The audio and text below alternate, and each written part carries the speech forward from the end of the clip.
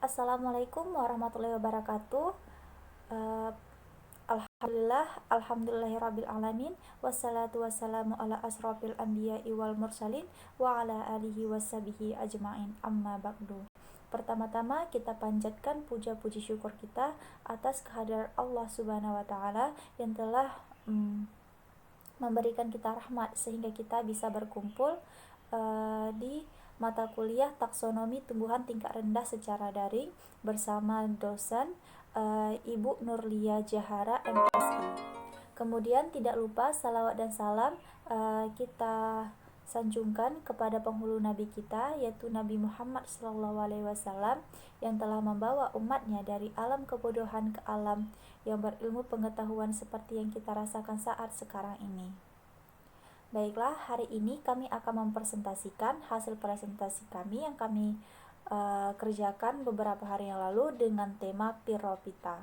Selamat menyaksikan teman-teman. Halo teman-teman, saya Fitria Andani. Saya akan menjelaskan tentang Piropita kali ini. Jadi pembahasan dari Piropita kita kali ini adalah kita akan membahas tentang ciri-ciri dari Piropita, kemudian habitat dari Piropita, struktur selnya, kemudian peranan dari Piropita, reproduksinya, serta contoh-contoh dari Dinoflagellata. Nah, kali ini kita membahas tentang pengertian dari Piropita. Apa itu Piropita? Jadi, Piropita ini berasal dari bahasa Yunani, yaitu piros yang artinya api, atau disebut juga dengan ganggang api, atau disebut juga dengan alga uniseluler yang menyebabkan air laut tampak bercahaya. Karena apa? Karena sel-sel dari Piropita ini memiliki fosfor. Kemudian, Piropita ini disebut juga dengan Dinoflagellata, di mana dino itu artinya berputar dan flagel itu artinya cambuk. Jadi, Dinoflagellata ini juga memiliki cambuk. Nah, kemudian Piropita ini adalah alga uniseluler yang memiliki dua flagel yang berlainan yang keluar dari sisi perut dalam suatu saluran. Nah, kemudian Piropita ini juga memiliki pigmen. Adapun pigmennya itu seperti klorofil A, C2, dan pirimidin. Sementara yang lainnya itu memiliki klorofil S, C1, C2, dan pakosantin yang dapat berfotosintesis, dan hanya Dinoflagellata yang memiliki kemampuan untuk berfotosintesis. Kemudian kita akan membahas tentang klasifikasi dan keanekaragaman jenis dari Piropita.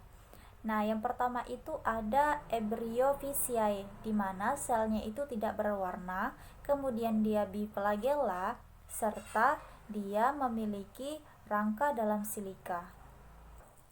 Nah, yang kedua itu ada Elobiophisiae, di mana dia itu termasuk parasit, kemudian melekat, kemudian dia tidak memiliki teka, tetapi dia memiliki pelikel. Nah, kemudian ada Syndeniophisiae, di mana dia parasit tanpa lempeng penutup sel. Nah, selanjutnya ada Dinoflagellata, di mana dia motil, biflagella, di mana satu flagella itu melintang pada suatu alur, dan satu flagella lagi dia mengarah ke belakang.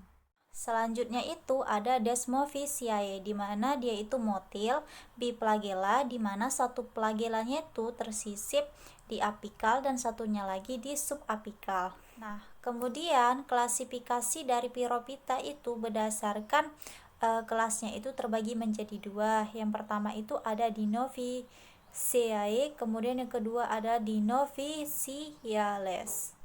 Nah, yang pertama kita bahas yaitu Dinoflagellata, di mana Dinoflagellata ini flagelnya itu keluar dari posisi ventral. Kemudian ada satu flagel yang terletak pada bagian sulcus. Kemudian yang lainnya itu pada cingulum itu terdapat lebih banyak flagel, yaitu yang berada di bagian transversal, dan kemudian yang lainnya itu berada di bagian longitudinal. Nah, selanjutnya itu yang kedua ada Dinofficiales, di mana dia bersifat motil, kemudian hidupnya soliter, memiliki dinding sel, kemudian berbentuk pipih lateral, kemudian dia memiliki tutup cingulum pada bagian ujung anterior, kemudian dia epitekanya pendek, serta dia menghasilkan toksin. Nah, teman-teman, selanjutnya kita masuk kepada habitat dari Piropita. Jadi, Dinoflagellata ini terdiri dari bagian utama pada fitoplankton di lautan. Kemudian, karena dia bersifat autotrof, sehingga dia memegang peranan dalam rantai makanan. Kemudian, jenis flagella biasanya hidup di daerah potik yang menerima sebagian besar nutrisi dari aktivitas upwelling. Nah, kemudian umumnya Dinoflagellata ini hidup di kisaran suhu 1-35 derajat Celcius. Kemudian beberapa jenis juga dia hidup di air tawar dan di air asin. Meskipun pada umumnya dia hidup di air asin, akan tetapi dia sangat sensitif pada pengaruh salinitas. Nah, jadi kan tadi kita sudah tahu tuh kalau dia sensitif terhadap perubahan salinitas. Kemudian Piropita ini kan umumnya dia hidup di lautan. Dia juga bersifat fosforesensi, yaitu memancarkan cahaya, sehingga apabila terdapat organisme ini, maka lautan itu akan tampak bercahaya. Saya Nisaul Khaira dan akan melanjutkan presentasi dari Fitri Andani. Selanjutnya kita akan masuk ke dalam ciri-ciri dari Piropita. Ciri-ciri yang pertama dia itu organisme bersel satu atau uniseluler. Yang kedua dia tuh bersifat motil, artinya dia tuh bisa bebas bergerak. Yang ketiga dia itu memiliki flagel. Flagel inilah yang digunakan untuk bergerak oleh si Piropita. Selanjutnya dia itu bersifat autotrof. Autotrof ini artinya bisa membuat makanan sendiri. Sehingga si Piropita ini di dalam laut dia bersifat sebagai dia berperan sebagai fitoplankton. Fitoplankton inilah yang dimakan oleh ikan-ikan kecil. Selanjutnya dia itu ada yang hidup bebas dan ada yang hidup yang berparasit. Bagi Piropita yang hidup sebagai parasit, dia itu bersifat heterotrof atau tidak bisa membuat makanan sendiri, sehingga dia itu hidup melekat pada bebatuan ataupun melekat pada binatang lainnya. Habitat dari Piropita ini dia hidup di air laut dan air tawar. Selanjutnya, ciri-ciri dari struktur sel Piropita. Selnya itu dikelilingi oleh penutup sel yang disebut dengan amfibiosma. Amfibiosma ini adalah dia di antara membran luar dan membran dalam dari Piropita ini terdapat vesikel pipih di antaranya, sehingga disebutlah amfibisma. Selanjutnya, penutup sel ini dia itu mengandung lempengan ataupun plate. Piropita ini merupakan eukariotik, yaitu dia sudah memiliki membran inti sel, dan sitoplasmanya mengandung beberapa organel, antaranya ada kloroplas, bintik mata, pusel, dan batang-batang kristal. Batang-batang kristal ini digunakan untuk pertahanannya. Selanjutnya, Piropita ini mempunyai dua flagel, sehingga Piropita ini sering disebut dengan Dinoflagellata karena dia ini memiliki dua flagel. Flagel itu yang pertama dia itu mengarah ke belakang tubuhnya, dan flagel satu lagi menyerupai pita, yaitu mengelilingi bagian tubuh si Piropita. Selanjutnya ada beberapa contoh dari Piropita. Yang pertama itu ada Prorocentrum. Dia ini habitatnya di air laut dan air tawar. Selanjutnya reproduksinya itu menggunakan pembelahan longitudinal. Pembelahan longitudinal ini merupakan pembelahan yang terjadi di bagian tengah-tengah sel, tapi dia itu dalam bentuk memanjang, jadi dari atas ke bawah. Begitulah cara reproduksi dari si Prorocentrum ini. Selanjutnya, flagellatanya itu muncul dari bagian apikal si Piropita. Jadi si Prorocentrum. Jadi bagian flagelnya itu muncul di atas. Selanjutnya dia bersifat fotosintetik, yaitu bisa membuat makanan sendiri. Sehingga dia memiliki kloroplas 1 sampai beberapa kloroplas per sel. Contoh selanjutnya dari Pyrrhopita ada Pyrrhoctis. Dia tuh bentuknya bervariasi dan dia mempunyai bioluminescent, yaitu berpendar. Jadi dia kalau malam hari akan mengeluarkan sinar di air laut. Jadi kalau ada air laut yang bercahaya, di situ berarti ada jenis dari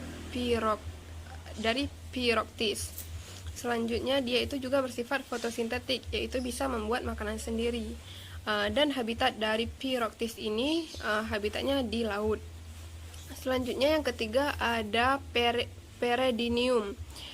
Habitatnya di air tawar dan air laut. Dia juga bersifat fotosintetik dan bentuknya bervariasi. Untuk contoh selanjutnya akan dijelaskan oleh Rahmatil Majidah.